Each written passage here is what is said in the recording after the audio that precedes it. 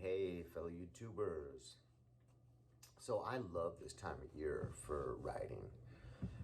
On my 2016 Harley, it did not come with an oil cooler. And I think pretty much all Harleys come with them now. So twin cams that I have are notorious for running a little bit hot. And I don't have an oil cooler. And I even run standard oil sometimes, so I really have to be careful riding my motorcycle on hot days. So basically, summertime midday, that's my danger zone that I kind of avoid.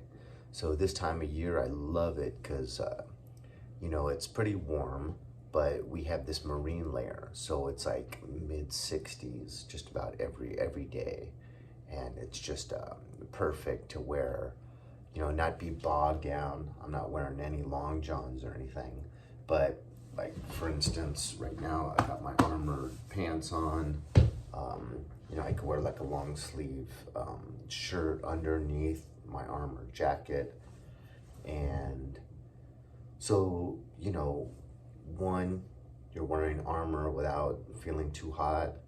Two, you're not having to wear layer after layer after layer to where you just feel like, one of those kids that, is going out to play snowball fights in the snow and their mother layers them up with jackets so they can barely move.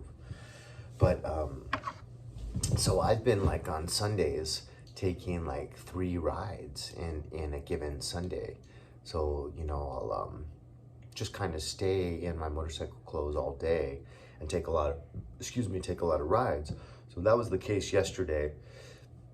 And on the way home from my second ride, I had a really, really close call, probably the closest call I've had in months.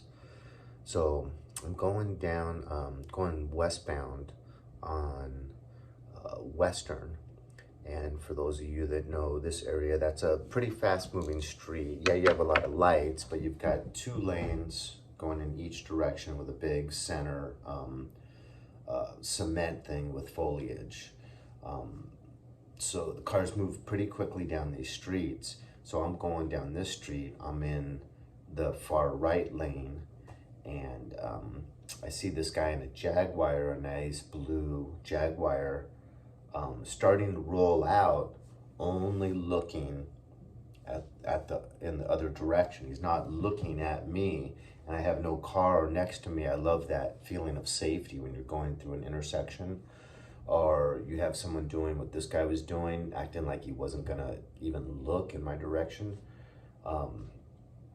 So apparently he must have looked in my direction before I even came up on him, because he was acting like there's no one coming down this way. But here I'm riding a loud Harley. He's in a convertible. But anyways, he was rolling forward out of like the shopping center, and he was only looking that way. And so right now would have been, in retrospect, I should have honked right here. But I'm just thinking the guy is not gonna roll out, just go left through oncoming traffic without looking. He hasn't looked in like 10 seconds. Is he really just gonna think, 10 seconds, he doesn't have to look again?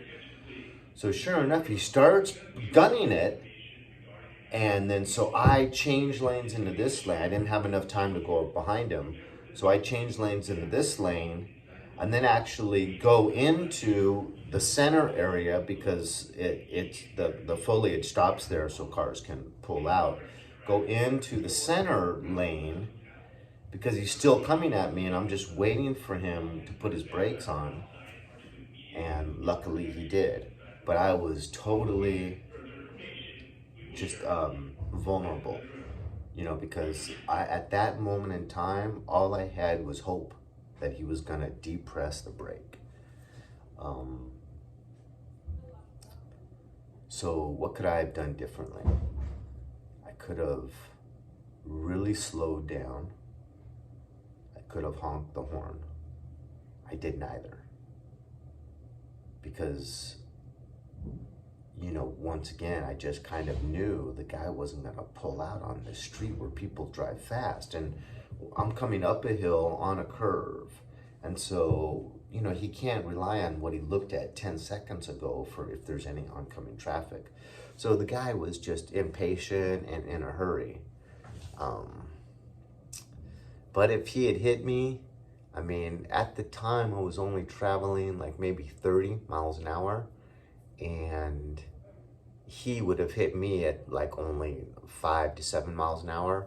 So I would have, it's funny how your mind kind of does this, but I would have just basically had the motorcycle swept out from underneath me. I would have fallen on his trunk, and probably like the lower part of my back would have hit the windshield before I kind of like did a flip and landed on the ground. But once again, 30 miles an hour with him driving like 5, I would have been okay. I would have maybe broke a finger or clavicle or an arm at the most, and I would have been fine. But Big Red Betsy, how would she have been? Jeez. The good thing though is I would have no skid marks. I would have no skid marks, and you would have been able to see that basically I was driving down the road.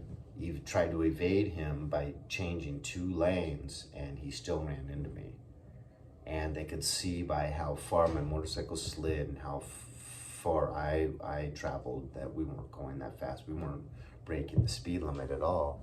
It's amazing how here I am just driving down the street 30 miles an hour, and I almost get just picked off.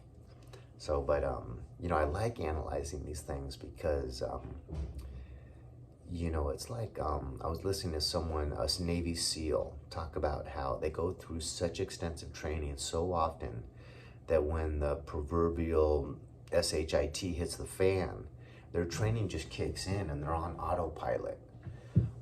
So that's why I kind of like thinking about these things as much as possible and kind of studying up on them, so that when the stuff hits the fan, your training kicks in, and it's kind of just naturally, kind of like knee-jerk reactions.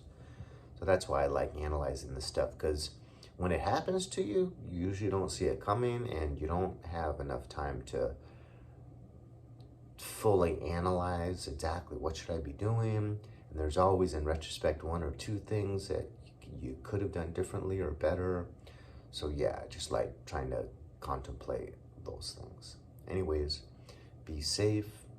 It's Tuesday. Some of you guys are probably a little bit hungover. Maybe the button on your pants is a little bit tighter than usual. You know, got to kind of unbutton that top button because you had a good Memorial Day. Anyways, have a good day. Leave a comment.